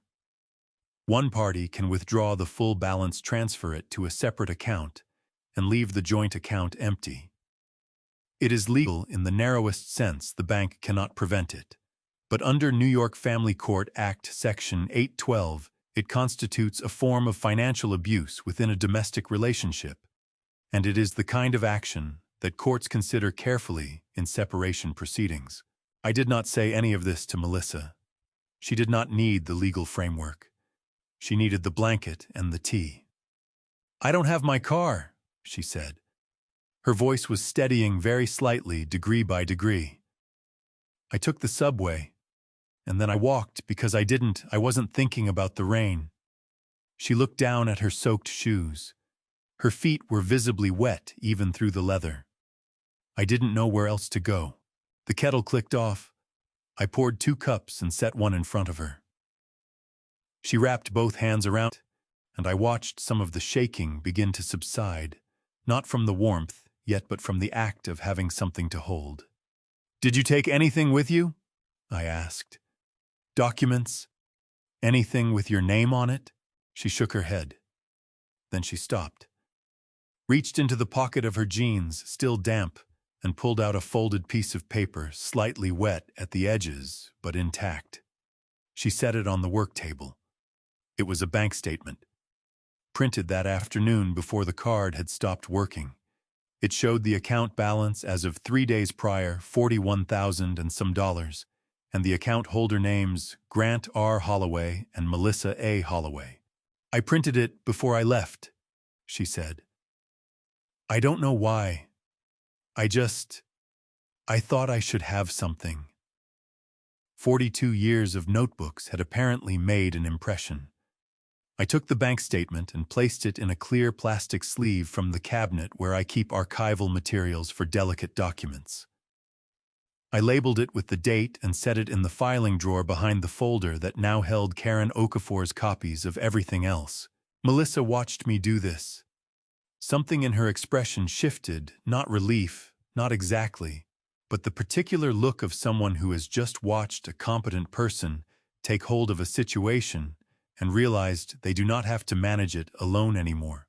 He knows, she said. About the photos. About me coming here. Her jaw tightened. I don't know how, but he knows. He said things this morning before he left. About loyalty. About where my priorities were. Her cup shook slightly in her hands, not from cold this time. From anger. He didn't say anything about the money. He just left. And then at 2 in the afternoon, my card stopped working. Where is he now? I asked. I don't know. She looked up. Her eyes were dry, but the skin around them was red, and I understood that the dryness was costing her something significant. I don't care where he is. A beat. That's new. Not caring. I sat back on my stool and looked at my daughter, the woman who had walked into this shop 6 weeks ago in an evening gown and told me not to embarrass her. I had been looking for her in every subsequent version of Melissa that had walked through my door. In the woman who had sat in this same chair and cried over photographs. In the woman who had called me from the car after the gala. And I was not finding her. The woman in the gray sweater with the wool blanket around her shoulders and a bank statement in a plastic sleeve, and the specific, exhausted look of someone who has recently stopped pretending she was someone different. She was someone I recognized from much further back. You need to call someone, I said. A lawyer. Tomorrow morning, first thing. What Grant did with the account is actionable, and you need someone in your corner who knows family law before this goes any further. I know a name, she said quietly. A woman my friend used. She's good. Call her tomorrow, I said. Tonight you stay here. Melissa looked up. Something crossed her face, surprise. And underneath the surprise, something that had been waiting a long time for exactly this particular offer, and had given up expecting it. The couch in the back room, I said. It's not comfortable. I know, she said. I used to sleep on it when I was 12 and you had a deadline. She almost smiled. Not quite. But the muscles moved in that direction, which was further than they had moved in the 6 weeks since a gala in Manhattan had started pulling everything apart. I made her eat something crackers and the good cheese I keep in the small refrigerator under the bench, because a person who has walked through rain for 40 minutes needs more than tea. She ate without arguing, which told me how depleted she was. Later, after she had taken the blanket and the pillow I found in the storage cabinet and settled onto the workroom couch, I sat at my bench for a while, in the near dark. Grant had taken the money because he was cornered. Cornered men do not think clearly about consequences. They think about immediate control, about reasserting the thing they feel slipping, and they do the first thing that gives them the sensation of power over a situation that is rapidly leaving their control. It was the same impulse that had driven him to my shop on a Thursday night with a rehearsed warning. And it would produce the same result. Some things don't need to be explained out loud. What Grant had done with that bank account said everything about where his confidence had gone, and everything about what he was capable of when it ran out. I wrote the day's entry in my notebook, dated it, set it back in the cabinet. In the morning, I would make coffee for 2 for the first time in 6 years. Karen Okafor called on a Monday morning with a question that was not quite a question. Mr. Bennett, she said, I need you to verify something for me. Are you at the shop? I will be in 20 minutes, I said. Take your time, she said, which meant do not take your time. I was there in 15. She arrived 11 minutes after I did, which told me she had been close by, closer than her office in Lower Manhattan would account for. She came in without the leather notebook this time, which was a different kind of signal. The notebook came out when she was building something. Today, she sat down across from my bench and set her phone on the table between us, screen up, and turned it so I could see what was on it. It was a filing document. A certificate of formation for a limited liability company registered in the state of Delaware. The company name was something generic and forgettable, 3 initials, and the word holdings, the kind of name that is designed to appear in documents without attracting attention to itself. The registered agent was a Delaware Incorporation service, the kind that processes hundreds of such filings per week and asks no questions that are not strictly required by the state. The filing date was 4 days ago. Delaware is a preferred jurisdiction for shell companies, Karen said, because its disclosure requirements are among the most limited in the country. A company can be formed without publicly listing its beneficial owner, the person who actually controls and profits from it. The registered agent handles all official correspondence, and the true owner's name appears nowhere in the public record. Who owns it? I asked. We believe Charles Holloway, she said. We cannot prove beneficial ownership from the filing itself. That is precisely the point of the structure. But the timing is not coincidental. She picked up her phone. 4 days ago is 2 days after I met with the U.S. Attorney's Office about this case, which means someone told Charles that the investigation had moved to a new level. She looked at me steadily, and Charles responded by creating a vehicle to move assets into.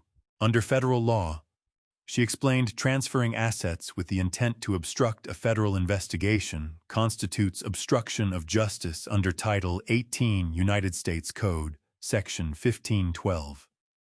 The operative word is intent.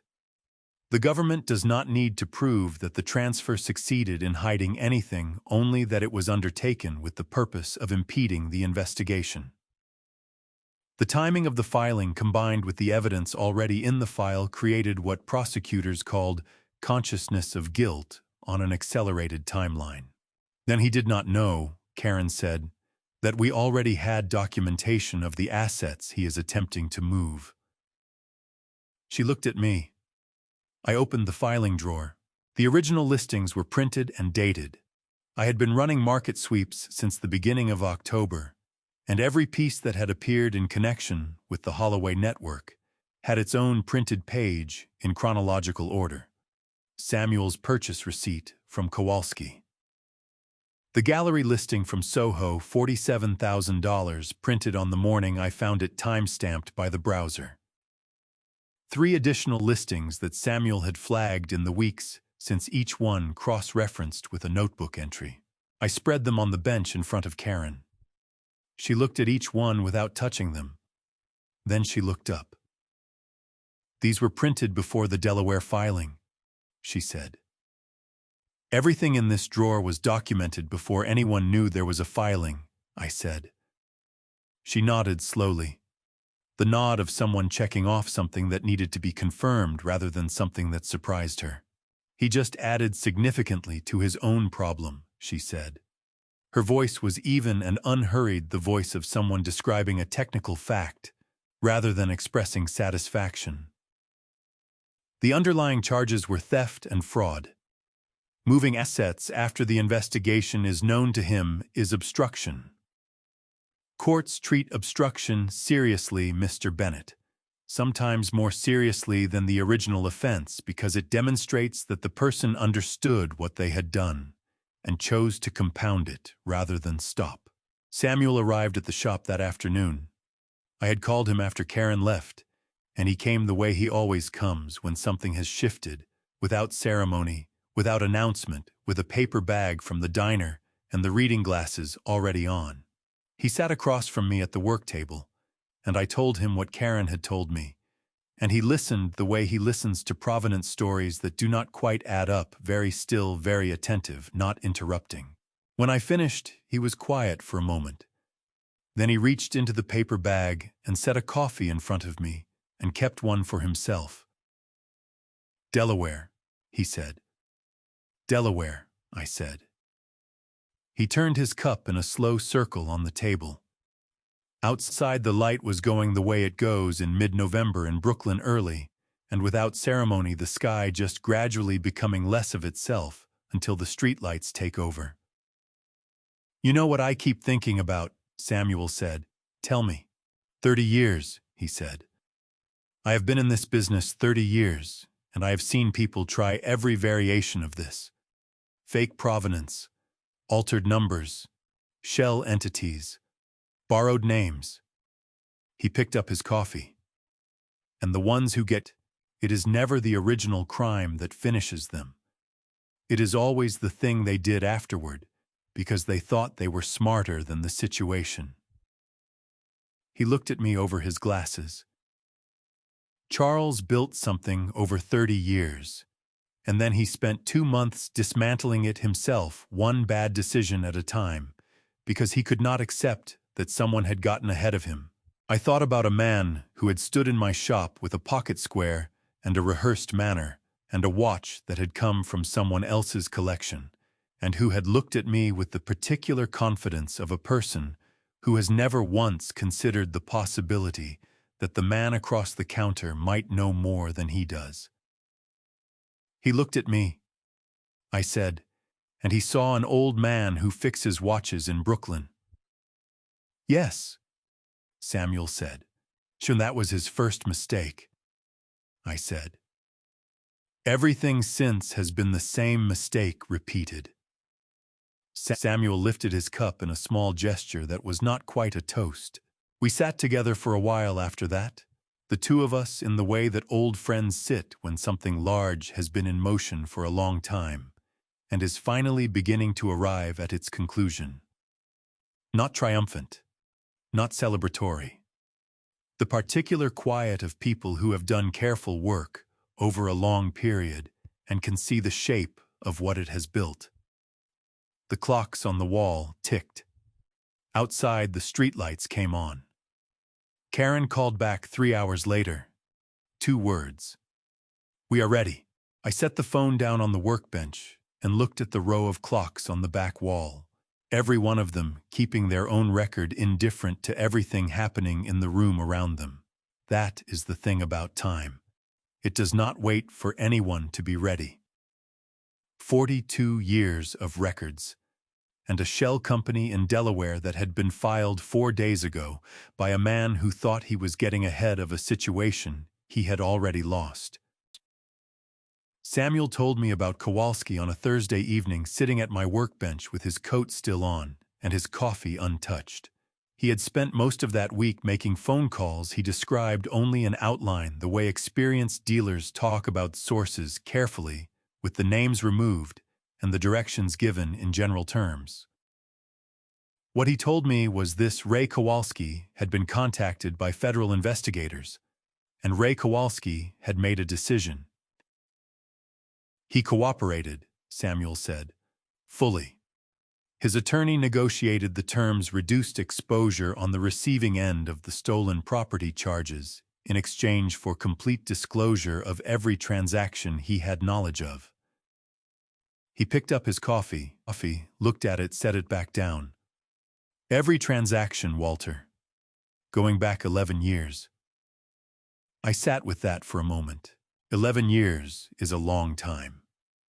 Long enough that the people who were part of something at the beginning have stopped thinking of it as something and started thinking of it as just the way things are.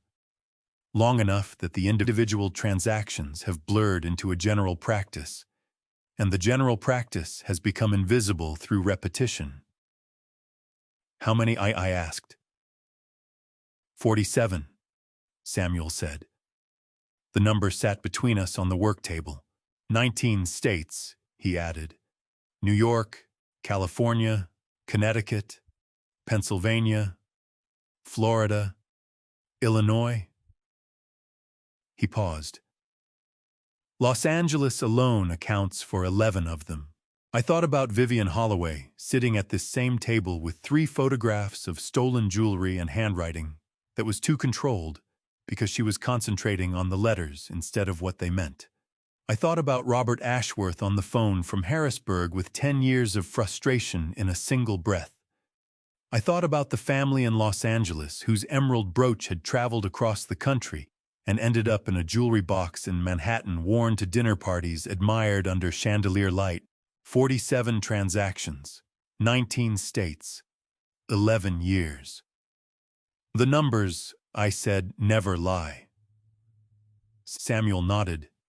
He finally drank his coffee, a long, slow drink, the kind you take when you need something to do, while your mind processes something large. Kowalski gave them everything, he said. Names, dates, amounts. The intermediaries Charles used to create distance between himself and the original sources. The method they used to alter documentation, who did the work, were what they charged. His jaw tightened slightly. He knew all of it. He had been in the middle of all of it for 11 years, and he kept records because people like Kowalski always keep records. It is how they protect themselves. Same reason I keep records, I said. Samuel looked at me. Not the same reason at all, he said. But the same result.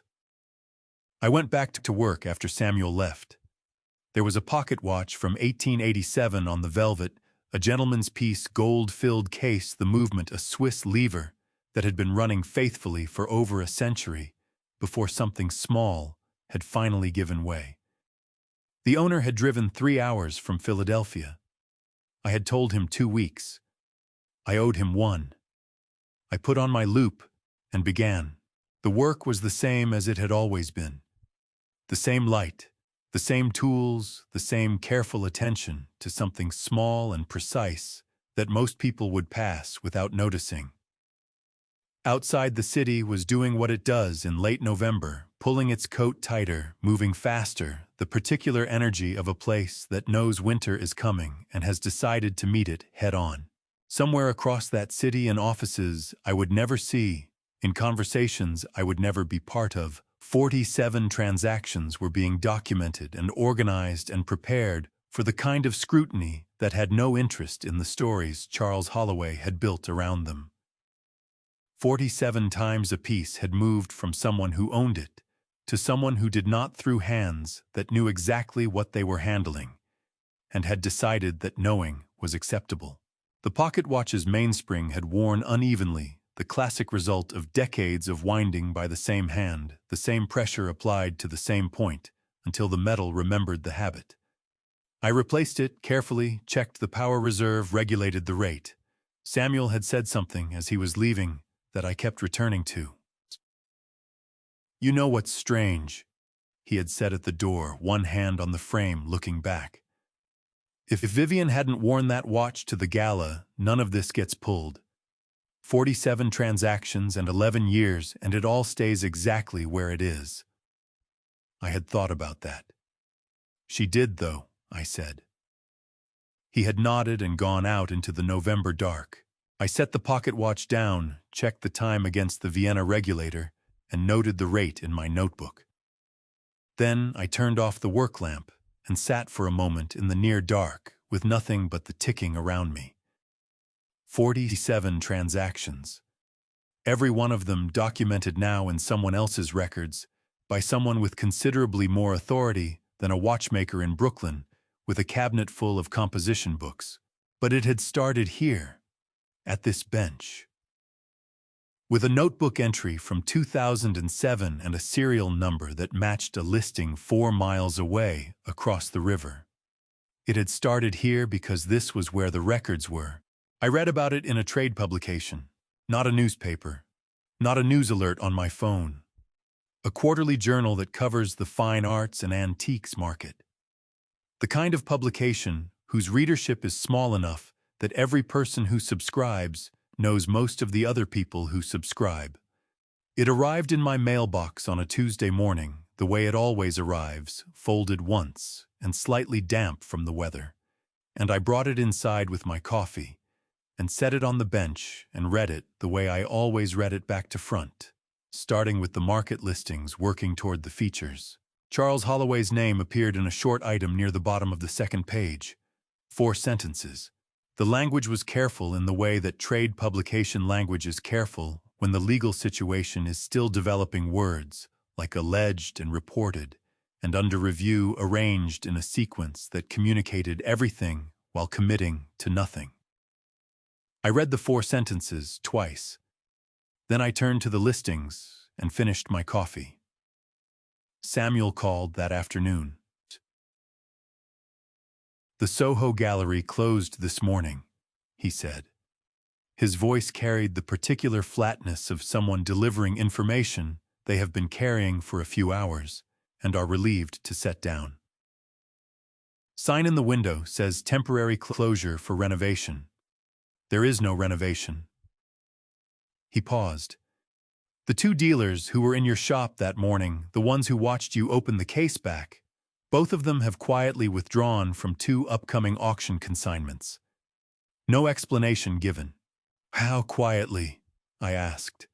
"Quietly enough that nobody is saying why," Samuel said. "Loudly enough that everyone knows. That is how it works in a world built on reputation. The actual legal proceedings take months, sometimes years, affidavits and motions and continuances and the slow machinery of a system that is thorough precisely because it cannot afford to be fast. But the social consequences move at a different speed entirely. A name appears in 4 careful sentences in a trade journal. A gallery closes for renovation that is not renovation. 2 dealers withdraw from consignments without explanation. Nobody calls Charles Holloway to tell him they are distancing themselves. They simply become unavailable. Calendars fill. Invitations stop arriving. The table at the charity gala that had his name on the card for 11 consecutive years is quietly reassigned to someone else. Jonathan called the following day. "I wanted you to hear it from me," he said. "The Foundation's board voted yesterday to return 3 pieces from the permanent collection that were acquired through sources now under review. The conservator I mentioned, the one who flagged the ormolu clock, has been retained to assist in provenance verification for the full collection." A pause. "It is going to take time, but we are doing it properly." "That is the right decision," I said. "I know." Another pause, shorter. "Walter, I want to say something." "Go ahead." "We know. When I brought that watch to your shop in September, Jonathan said, I was not thinking about any of this. I was thinking about a movement that 3 other people had refused to touch." His voice took on a particular quality, not emotion exactly, but the careful handling of something that would become emotion if he were not precise about it. "I have been thinking a great deal lately about what would have happened if I had taken it to someone else. If the watch had been somewhere else that Friday afternoon." It wasn't," I said. "No," he said. "It wasn't." We were quiet for a moment in the way people are quiet when they are both looking at the same thing from different angles, and neither of them needs to describe it. Then I told him about the 3 families. The Ashworths in Harrisburg, the family in Los Angeles whose brooch had ended up in Vivian's jewelry box, a 3rd family in Connecticut, whose name had come up in Kowalski's disclosure, people I had never met, who had filed a report 9 years ago and heard nothing since. Jonathan listened without interrupting. "I would like to help with that," he said when I finished. "With connecting those families to the appropriate process. I have relationships with people who can facilitate that more quickly than the standard channels." A pause. "If you think that would be useful." "I think it would," I said. 2 days after that, I found a listing on a marketplace platform. It appeared in my Tuesday morning sweep, the same search I had been running since October. 4 miles away. Chrome rims mirror bright, like new need gone this week, cash only. The photograph was taken at a curb. I recognized the same curb outside the house where Grant and Melissa had been living. I looked at the listing for a long time. I did not feel triumphant. I did not feel vindicated. I felt the particular sensation I have felt 100 times at my bench, when a movement that has been running wrong for years is finally, after patient attention, to each component in sequence running right. Not dramatic, not sudden, just the quiet correction of something that had been off for a long time returning to where it was supposed to be. The chrome rims were gone within 3 days. The listing vanished with them. What remained was quieter and harder to see than chrome rims in a marketplace listing. A man who had operated for 30 years on the assumption that his name and his confidence and his network of social obligations would absorb whatever came at him, was learning in real time that reputation is the most fragile of all the things people build. It takes decades to accumulate and can be addressed in 4 careful sentences in a trade journal. Samuel called that Friday. Kowalski's cooperation agreement was formalized yesterday, he said. Full immunity on the receiving end charges in exchange for testimony. He paused. He is going to be a very useful witness, Walter. He was present for more than he ever needed to be present for. People trusted him the way people trust furniture. They forgot he was there. Furniture remembers everything, I said. Samuel laughed. It was the same laugh he had given me weeks ago, full and real, the laugh of someone who has seen the ending of a long story coming from a distance and finds it up close exactly as satisfying as anticipated. "What are you doing tomorrow?" he asked. "Working," I said. "Same as always." "Good," he said. "That is exactly right." I set the phone down and looked at the filing drawer. 42 years of notebooks behind it. Every entry made, because that was how you did the work, carefully, completely, without knowing in advance which records would matter and which would simply be the record of an ordinary day. The empire Charles Holloway had spent 30 years building came apart in 11 days. Not because anyone had set out to destroy it, because someone had simply kept better records. The rain came back on a Tuesday afternoon. Not the same rain as before. This one was colder, heavier, the kind that arrives in the second week of December and reminds you that what came before, it was only practice.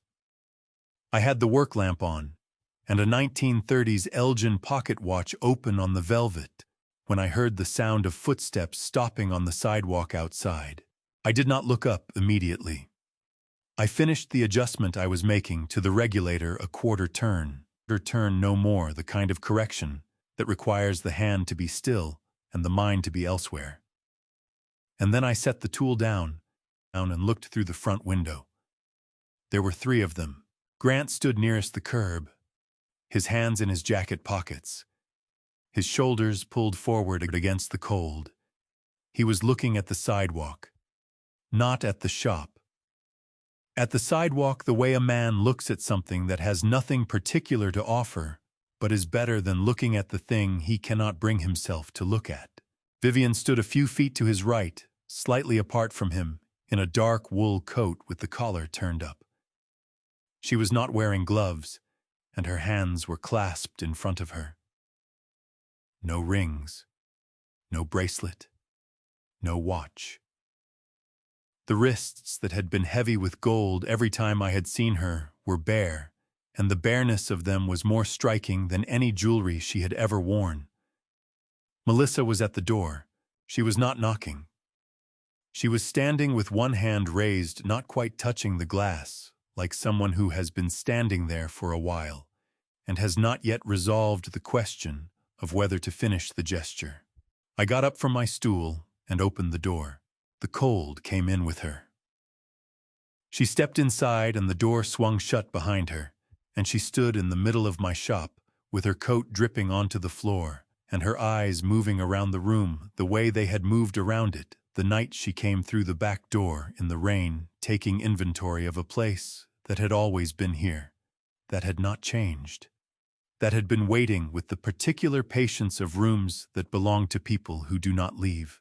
She looked at the bench, at the velvet pad with the Elgin open on it, at the row of clocks on the back wall, every one of them ticking at its own interval, At the filing drawer closed now, its contents doing what contents do when the work is done, sitting, waiting, available. Then she looked at me. Her face was doing several things at once. Her jaw was set in a way that cost her something to maintain. Her eyes were very bright and very full, and she was clearly operating on the determination not to let them spill over until she had said what she came to say. And the determination was holding, but only just, "Dad." Her voice came out steadier than I expected, steadier than the last time she had stood in this room, as though the weeks between had given her something to stand on. "I need to say something." "All right," I said. She pressed her lips together, drew a breath. Her hands came up from her sides and she crossed them over her chest, not from cold, but from the instinct of someone who is about to say something true and wants to hold themselves together while they do it. I stood in this room," she said, "and I told you not to embarrass me." Her voice caught on the last word, just slightly, and she pushed through it. "In front of those people, in front of Grant's parents." She looked at the spot on the floor where Grant's parents had stood 6 weeks ago, as though the room still held the shape of that afternoon. "I watched his mother say what she said to you, and I did not stop her. I did not say one word." Her jaw tightened until the muscle jumped. "And then I told you not to embarrass me." She stopped, swallowed hard. The bright fullness in her eyes had reached the edge and one tear broke loose down her left cheek, and she did not wipe it away. Just let it go, which told me she had decided to stop performing composure and was simply being inside the truth of what she was saying. "I have been going over it for 6 weeks, she said. "Every version of it. Every way I could have said something and didn't. Every time in the last 3 years I chose the room I was standing in over the person I was standing in it with." Her voice broke on the last sentence, cracked right down the middle, and she stopped and pulled a breath in and held it and let it go. "I chose wrong. For a long time. I chose wrong, and you never—" She stopped again. "You never once threw it back at me. You just kept the door open."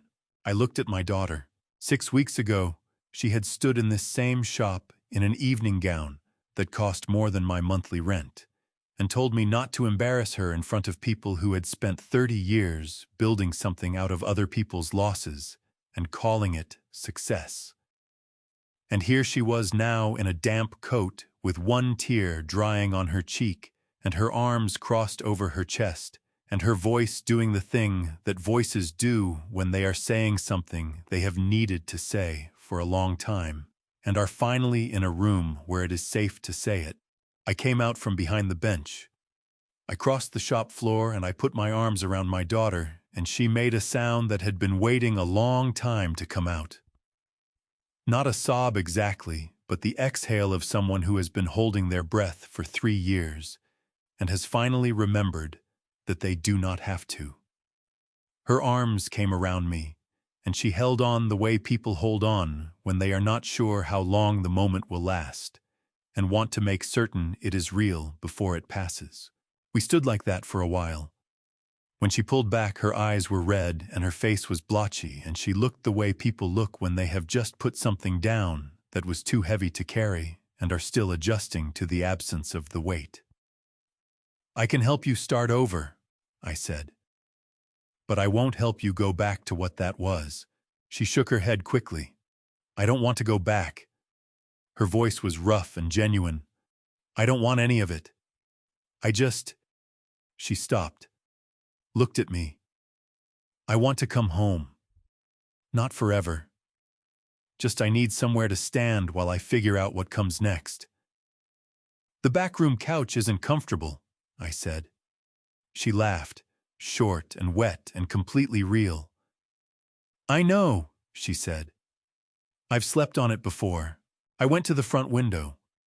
Vivian was still standing on the sidewalk, her bare wrists at her sides, looking at nothing in particular. She was not coming in. I understood that. She had done what she came to do. She had brought Melissa here, stood witness to the arrival, and would take no more space than that. I raised my hand once briefly through the glass. She saw it. She gave one small nod. Then she turned and walked away down the wet street, her collar up, her hands at her sides, smaller than she had ever looked, and more honest than she had ever appeared to me. Grant was still at the curb. He did not look up when Vivian passed him. He stood with his shoulders forward and his eyes on the sidewalk, and he looked like what he was, a man who had driven 30 minutes to stand in the rain outside a shop he did not have the standing to enter. I let the curtain fall. Some doors stay open, some close, and some, the most important ones, are held open by the people standing on one side of them, for exactly as long as it takes the person on the other side to decide to walk through. Melissa walked through. That was enough. The invitation arrived on a Monday in the third week of December. A white envelope in Jonathan Sterling's handwriting left in my mailbox without a postmark, hand-delivered, which meant he had come himself or sent someone he trusted. Inside was a single card: the Sterling Children's Foundation Annual Winter Gala, Thursday the 18th of December, the Plaza Hotel, Manhattan, and below the printed text in Jonathan's hand, "I would like you on the stage this time, Walter. Not in the back." I wore the gray suit, the same one. I did not buy a new one. The plaza looked different in December than it had in September. The same chandeliers, the same proportions, but winter had changed the light coming through the windows, and the room was full in a way that felt warmer and less performative than the September gala. Fewer people trying to be seen, more people who had simply come because they wanted to be there. I arrived on time. Not early, not late. Jonathan met me at the entrance and walked me through the room, and I saw in the way people looked at him and then at me that the 4 sentences in the trade journal had been read by everyone in this room, and the reading had done what Jonathan had said it would do.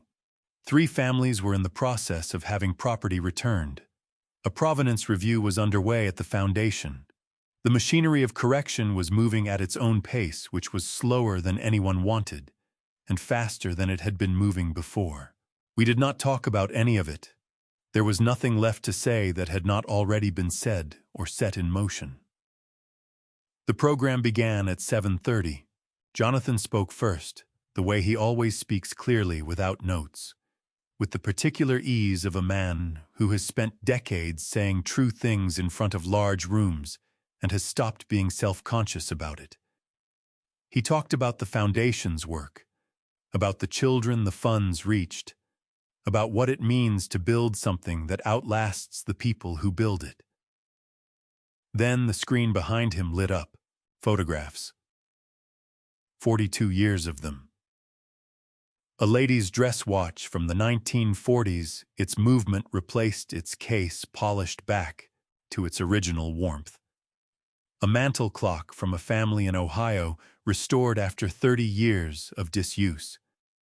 A pocket watch that had belonged to a man's father, the last object the father had touched before he died, returned to working order and given back to the son. Piece after piece. Some worth thousands of dollars. Some worth nothing except to the person who had handed them across my counter with both hands and a story attached. Jonathan turned to face me. "The value of a timepiece," he said, "does not lie in who is wearing it. It lies in the history it carries and the hands skilled enough to keep that history alive." The room began to applaud. I was looking at the photographs on the screen when I heard the sound shift. Not the clean wave of applause building, but something interrupted, a ripple of movement in the audience that pulled attention in a different direction. Melissa was standing up. She was in the 4th row in a dark dress I had not seen before, simple and unadorned. She had not told me she was coming. She had mentioned 2 days earlier that she might try to attend, and I had said that would be fine, and neither of us had said anything more about it. But she was standing, and she had a piece of paper in her hand, folded twice the crease soft from being opened and closed many times, and she was walking toward the stage. The room went very quiet. She climbed the 3 steps to the stage and stood beside me, and she unfolded the paper with hands that were shaking, genuinely shaking, the tremor visible from the front row, and she did not try to hide it. She looked out at the room for one moment. Then she looked down at what she had written, and she began to read. It was not long. 3 short paragraphs. She had written about a room that smelled like machine oil and old wood, about a man who went to work before the sun came up and came home with black lines under his nails that soap never quite removed, about a daughter who had spent years being ashamed of those lines and had recently, very recently, understood what they meant. She did not read well in the technical sense.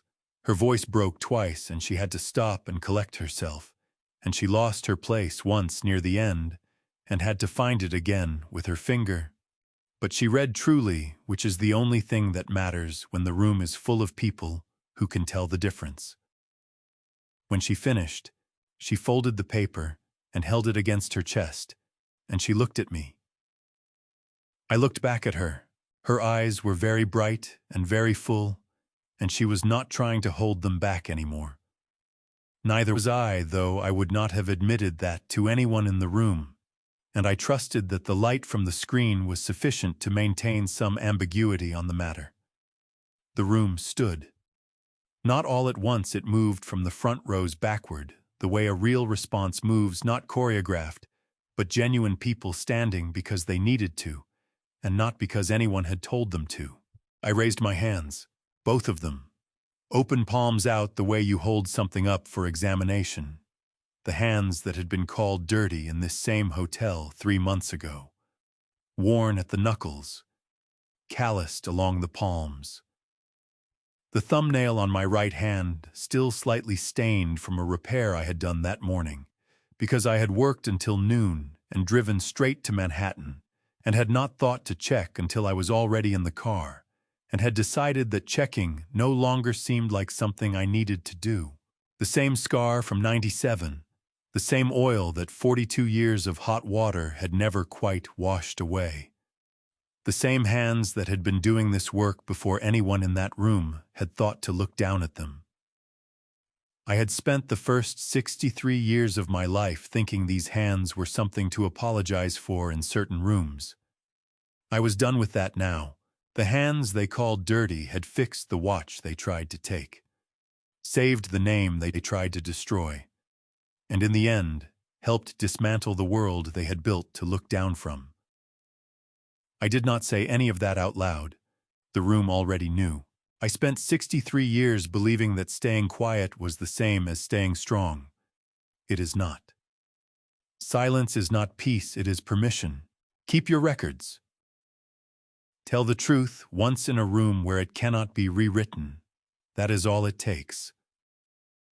I believe God gives every person exactly the moment they need. Mine arrived on a Friday afternoon in September, and I almost missed it, because I had spent too long making myself easy to overlook. Do not make that mistake. That is the only advice I have. Family stories revenge almost never look the way people expect. There is no explosion. There is only the quiet, patient accumulation of truth. Family drama revenge is not a plan you make. It is what happens when you simply refuse to disappear. And in my personal opinion, the most powerful thing any person can do is keep showing up, keep recording, keep being exactly who they are, until the room has no choice but to see it. If this family story's revenge found something in you tonight, leave a comment. Tell me where you are watching from. Share this with someone who needs to hear it. And subscribe so you are here when the next story arrives. Thank you for staying with me until the very end. The stories on this channel include fictional elements built for reflection and education. If this content is not for you, step away freely and find what fits. Every story on this channel is told with honesty, care, and the belief that truth always finds its way home.